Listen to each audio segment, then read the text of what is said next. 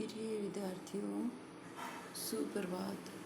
गत कक्षा में हमने हिंदी की पाठ्य पुस्तक क्षितिज में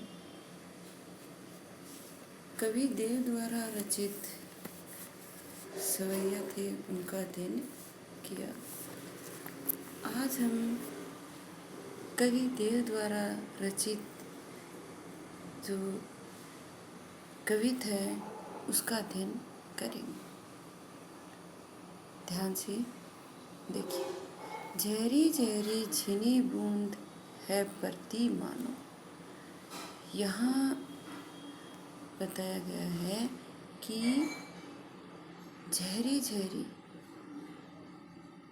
वर्षा की जो बूंदों की झड़ी लग रही है उनके बारे में कहा गया है कि वो छोटी छोटी झिनी, छोटी छोटी पतली पतली बारीक बूंद है प्रतिमान मानो। यहाँ पहले हमें पूरा कवि देखना है।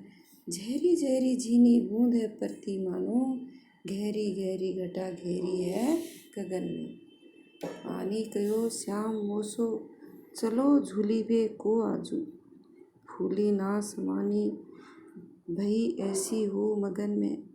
जाती उठियोई उड़ी गई सो निगोड़ी नींद। सोई गए भाग मेरे जागी वा जगन में। आँखी खोली देखा तो घन है ना घनश्याम। वे छाई बूंद मेरे आंसू वे द्रगन में। प्रस्तुत कविता कवि देव द्वारा रचित है। इसमें कवि ने एक गोपी की स्वप्नावस्था का वर्णन किया। यहाँ बताया गया है कि एक गोपी है, वो सो रही है और सोते समय उसकी क्या स्थिति है उसके बारे में तो वो बता रही है। झहरी झहरी झीनी बूंद है प्रतिमान। गोपी ने बताया कि ऐसे लगा जैसे वर्षा की झड़ी लगी हुई है। वर्षा की झड़ी है, वो बूंदें हैं, वो पड़ रही है। वर्षा का मौसम है और वर्षा हो रही है और उसमें बूंदें हैं, वो गिर रही है, पड़ रही है। गहरी गहरी घटा घेरी है गगन में। और वर्षा काल होने की वजह से गगन आकाश में गहरी गहरी घटाएं छाई हुई हैं। चारों तरफ गहरी घटाएं छाई हुई। जब वर्षा काल होता है, वर्षा ऋतु होती है, उस समय वर्षा होती रहती है और चारों तरफ बादल हैं वो काले हो जाते हैं और घटाएं छा जाती हैं। वैसी ही स्थिति उसे आसमान में नजर आ रही है। आनी कहो श्याम मोसो, चलो झूली बे को आज। फिर कहती है ऐसा ही मनमोहक वातावरण था कि मुझे श्री कृष्ण आए और झूला झूलने के लिए कहा। आनी आकर कहो कहा श्याम मोसो, श्याम कृष्ण ने मोसो मुझसे, चलो झूली बे को आज, चलो आज झूला झूलने चलते हैं। यहाँ एक गोपी बता रही है कि ऐसे मौसम में, वर्षा का मौसम था, वर्षा की झड़ी लगी हुई थी, बादल छाए हुए थे और उसी समय श्याम कृष्ण जी आते हैं और मुझे झूला झूलने के लिए अपने साथ चलने के लिए कहते हैं। फूली ना समानी भई ऐसी हो मगन में। फिर वह कहती है कि हे सखी, जब श्री कृष्ण ने यह कहा तो मैं फूली भी न समाई, अर्थात बहुत ज़्यादा अत्यधिक प्रसन्न हुई। चाहती उठोई उड़ी गई सो निगोड़ी नींद। क्या कहती है कि मैं उठना ही चाहती थी, उठकर उनके साथ जाना ही चाहती थी। कहती है कि जाने के लिए तैयार हुई, चाहती उठी, चाहती थी उठना, उड़ी गई सो निगोड़ी नींद। लेकिन उसी समय ये जो निर्दयी नींद आई हुई थी, यह क्या है, वो उड़ गई, अर्थात नींद टूट गई। जो सपना देख रही थी नींद में वह टूट गया। सोए गए भाग मेरे जागी वा जगन में। अब वो गोपी कहती है कि हे सखी, मुझे तो लगा, ऐसे लगा फिर कि मेरे जाग जाने से मेरे भाग्य हैं वो सो गए। अर्थात जो मैं सुखद स्वप्न देख रही थी और उस स्वप्न में श्री कृष्ण को देखा और श्री कृष्ण ने मुझे झूला झूलने के लिए आमंत्रित किया, तो वह स्थिति मेरे लिए बहुत ही सुखदायक थी। लेकिन उसी समय सपना टूटने की वजह से ना श्री कृष्ण दिखाई दिए और ना ही वैसा वातावरण। तो लगा जैसे मेरे भाग्य हैं वो सो गए। आँखें खोली देखो तो घन है ना घन से। मैंने उस समय आँखें खोलकर देखा तो ना तो घन बादल हैं और ना ही घनश्याम, ना ही श्री कृष्ण। वे छाई बूंदे मेरे आंसू वेद गगन में। जो बूंदे मैंने वर्षा की झड़ी के रूप में देखी थी वो मेरी आँखों से बूंदों के रूप में, आंसुओं के रूप में बह रही थी। रगन में, आँखों में आंसू, आंसू बनकर मेरी आँखों से बह रहे थे। यहाँ एक गोपी वर्णन करते हुए, अपनी स्थिति का वर्णन करते हुए बताती है कि हे सखी, जब मैं सो रही थी तो सपना देखा कि वर्षा का मौसम है और वर्षा ऋतु में बारिश की झड़ लगी हुई, हल्की हल्की बूंदें गिर रही हैं और उसी समय बादल हैं वो आसमान में छाए हुए हैं, गहरे काले बादल। और आसमान की ऐसी स्थिति थी और उसी समय क्या देखती हूँ कि श्री कृष्ण आते हैं और वो मुझे झूला झूलने के लिए अपने साथ ले जाना चाहते हैं। उनके यह कहने पर मैं बहुत खुश हुई, फूली न समाना, अर्थात बहुत प्रसन्न हुई और मैं मन ही मन आनंदित हो गई, मगन हो गई उनके साथ जाने के लिए।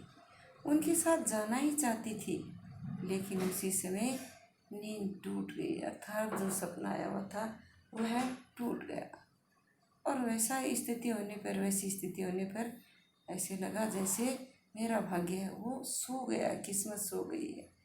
जब जागी तो ऐसे लगा कि किस्मत वो सो गई है, क्योंकि जो सुखपूर्ण दृश्य वो देख रही थी वह दिखाई नहीं दिया। आँख खोल कर देखा, ना तो कृष्ण जी थे और ना ही आसमान में बादल थे, और जो वर्षा की झड़ी देखी थी वह उसे अपनी आँखों में महसूस हुई, अर्थात आँखों से आंसू बह रहे थे।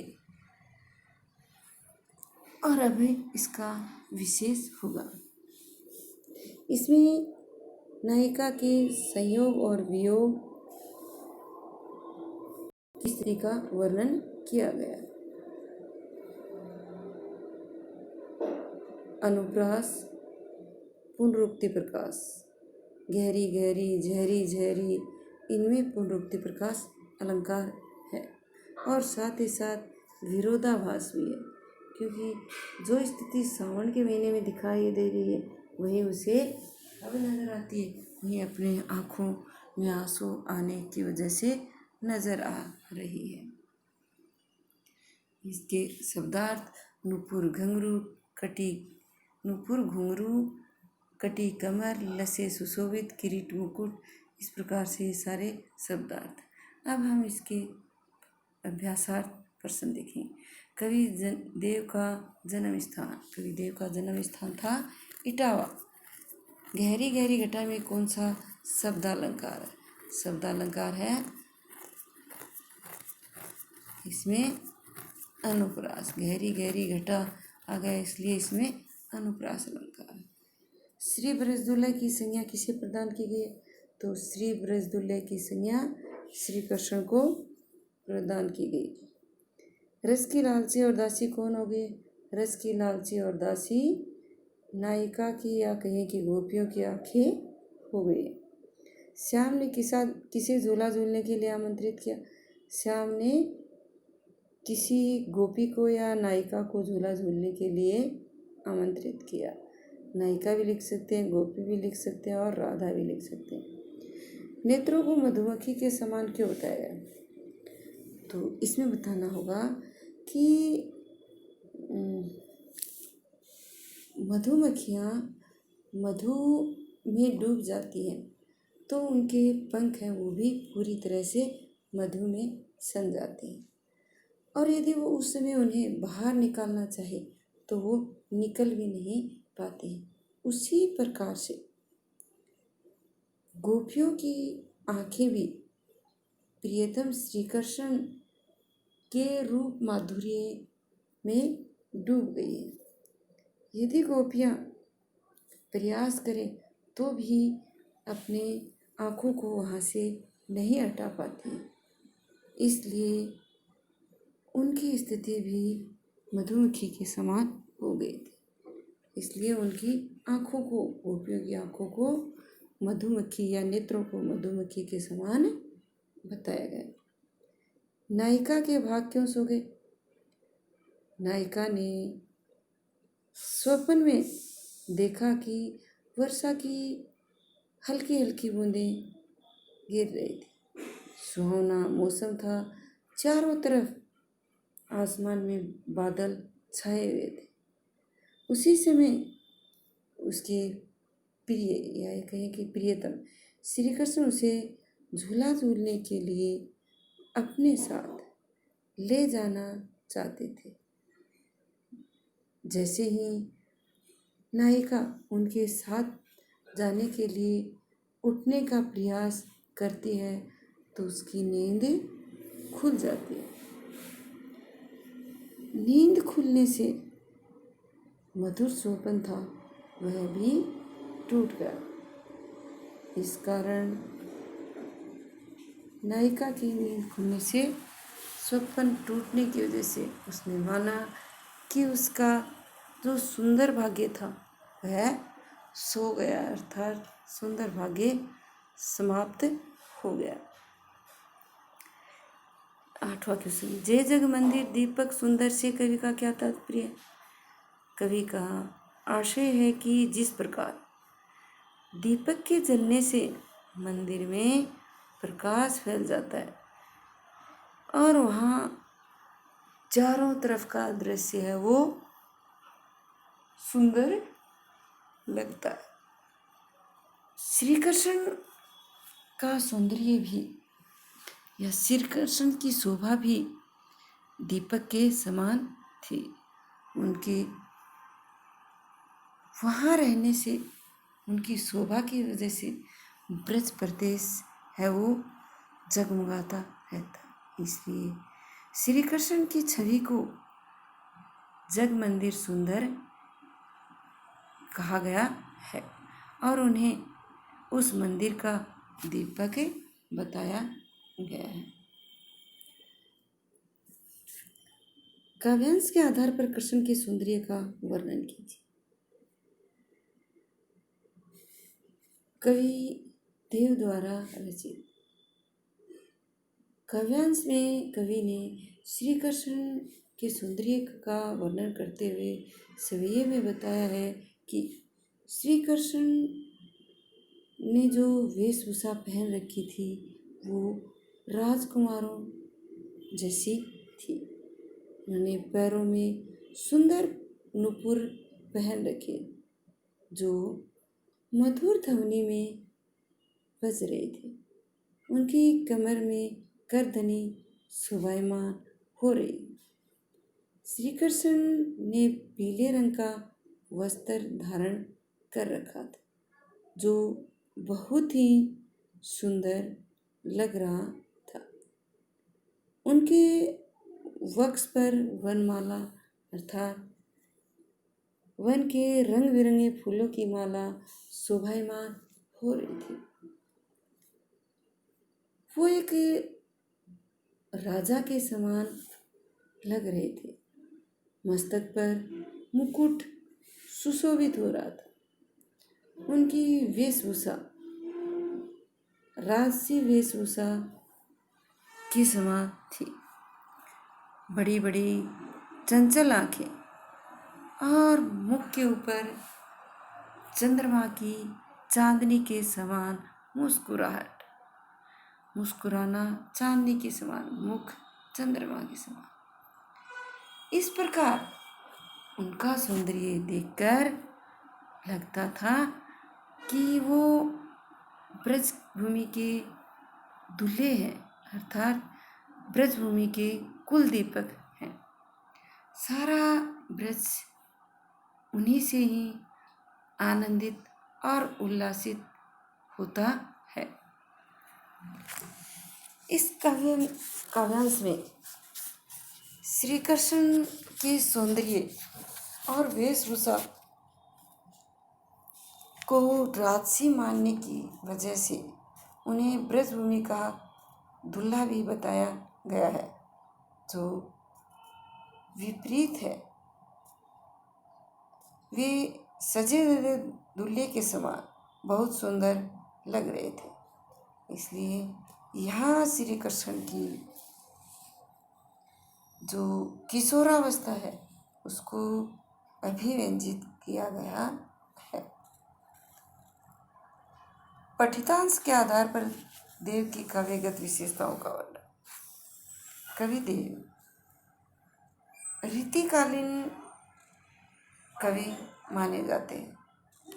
वे अनेक आश्रयदाताओं के पास रहे, इस कारण उनका रचनात्मक कार्य भी बहुत ही विशाल है।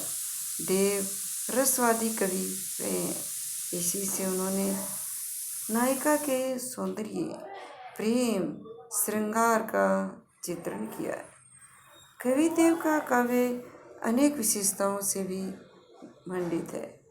उन्होंने सरस, कोमल, रसपूर्ण और अनुभूतिमय काव्य की रचना की। काव्य में नायिका के संयोग और वियोग स्थिति का भी वर्णन किया। प्रकृति के माध्यम से भी मनोहारी चित्रण किया गया। श्रृंगार रस के दोनों पक्षों को भी उभारा गया। कवि देव ब्रजभाषा का सुंदर चित्रण करने वाले और भावों के अनुरूप ही उन्होंने भाषा को प्रयोग में लिया। शब्दों एवं वर्णों की आवर्ती, ध्वनि बिंब आदि का प्रयोग करने में भी पारंगत रहे। इनकी काव्य भाषा में संस्कृत, प्राकृत और उत्तर भारत की अन्य बोलियों के जो शब्द हैं वो भी मिलते हैं। कवि देव ने अपने काव्य की संरचना ब्रजभाषा में की है, तो इसीलिए ये ब्रजभाषा के साथ उत्तर भारत की जो अन्य बोलियां उनको भी इन्होंने प्रयोग किया। अनुप्रास, यमक, उपमा, रूपक, मानवीकरण आदि अलंकारों का प्रयोग भी किया। इन्होंने भाव के आधार पर अलंकारों का विवेचन किया है। छंद प्रयोग की दृष्टि से इन्होंने सवैया और कवित्व को भी अपनाया। इस प्रकार कवि देव का काव्य सौंदर्य विशेषताओं में परिपूर्ण है। इन्होंने जो काव्य का सौंदर्य उजागर किया है वो अपनी विशेषताओं में परिपूर्ण है। ये कवि देव काव्य सृष्टि और आचार्य दृष्टि दोनों में ही महत्वपूर्ण थे। ये महाकवि भी हैं जिन्होंने उस समय की सामाजिक साहित्यिक परिस्थितियों का हिंदी साहित्य में अनूठा वर्णन, या ये कहें कि अमूल्य ग्रंथ है वो हिंदी साहित्य को प्रदान किए हैं। इस प्रकार कवि देव साहित्यिक में कविदेव की साहित्यिक में गहरी रुचि की वजह से इन्होंने साहित्य को अमूल्य योगदान दिया। अब है 11 प्रश्न। निम्नलिखित पद्यांश पंक्तियों की सप्रसंग व्याख्या कीजिए। यदि पीछे हम सभी की अलग अलग सप्रसंग व्याख्या करते हैं तो हमें इस क्वेश्चन को पुनः नहीं करना है, क्योंकि सप्रसंग व्याख्या हम कर रहे हैं।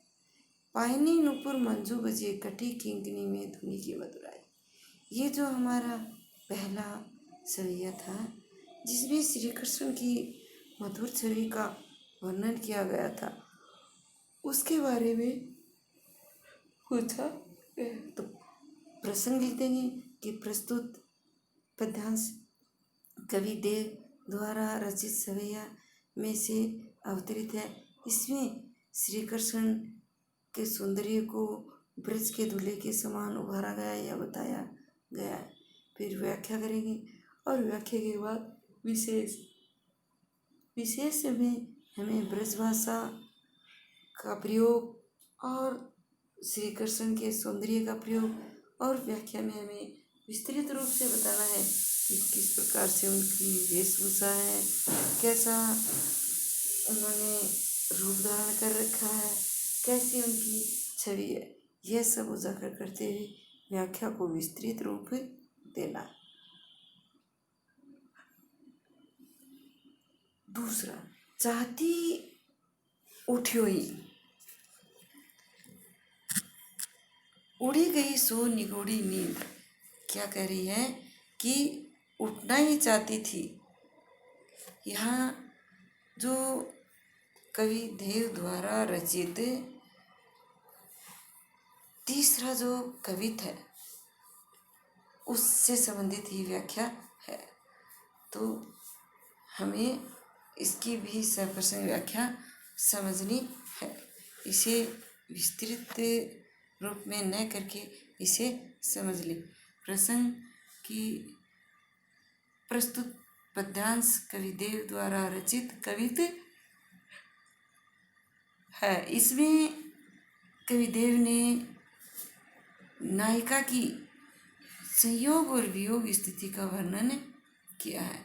फिर व्याख्या तो इसमें बता, यदि चाहती उठी यहाँ से दिया गया है तो इसमें बताना पड़ेगा कविदेव ने नायिका की वियोग स्थिति का वर्णन करते हुए बताया है कि उसने स्वप्न में श्री कृष्ण को देखा और वर्षा ऋतु का मौसम देखा या वर्षा ऋतु को देखा और श्री कृष्ण उसे अपने साथ झूला झूलने के लिए ले जाना चाहते हैं।